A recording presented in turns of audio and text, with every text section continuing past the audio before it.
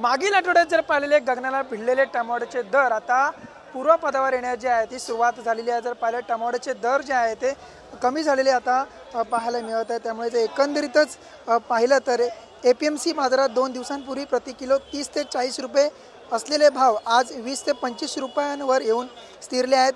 बंगळुरूमधील टमाटोची आवक वाढली असल्याने टमाटोचे दर आता कमी झाले आहेत। बंगळुरूमधून दाखल होणारे टमाटो आवक पूर्णतः बंद झाली होती। केवळ राज्यातील टमाटो दाखल होत होते, त्यामुळे दर टमाटोचे वधारले होते। परंतु आता बंगळुरूमधील टमाटो दाखल होण्यास सुरुवात झाली असून दररोज 10 ते 20 गाड्या आवक आता होत आहे।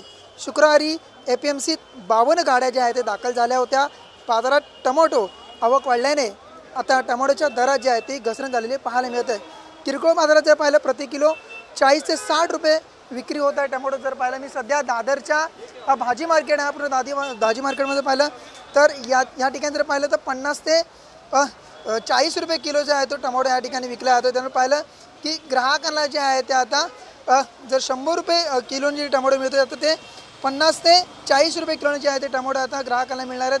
आपण जर पाहिलं की आपण जे विक्रेते आहेत टमाटो विक्रेते त्यांच्याशी आपण बातचीत करणार आहोत। काका काय सांगाल, काही दिवसांपूर्वी जर पाहिलं टमाटोनी 100 गाठली होती आणि आता टमाटे कमी झाले।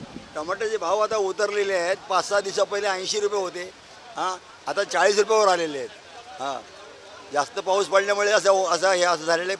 पावसामुळे बाजार पडलेले आहेत। ग्राहक तुमच्याकडे ग्राहक त्या प्रमाणात होते का, म्हणजे टमाटोची खरेदी होत होती का तेव्हा? खरेदी 60-70 होती, 80 रुपये विकायचो। आता कमी झालेले आहेत। कमी झाला। ग्राहक घ्यायचे का पण तेवढे टमाटे तेव्हा घ्यायचे, आता जरा घेत नाहीत। कमाल स्वस्त झाले म्हणून घेत नाहीत। स्वस्त झाले म्हणून घेत नाही, गिऱ्हाईक लोक नाही घेत। एकंदरीत पाहिलं की टमाटोचे दर जे आहे ते दादरच्या भाजी मार्केटमध्ये पाहिलं तर 40 ते 50 रुपये किलोने जे आहे ते दर सुरू असल्याचं आपल्याला पाहायला मिळत आहे। कॅमेरामॅन मोहन दुबेसह अविनाश माने, TV9 मराठी, दादर।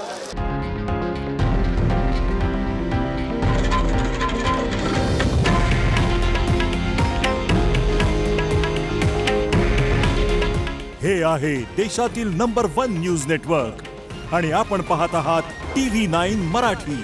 काळजी तुमची, हित महाराष्ट्राचं।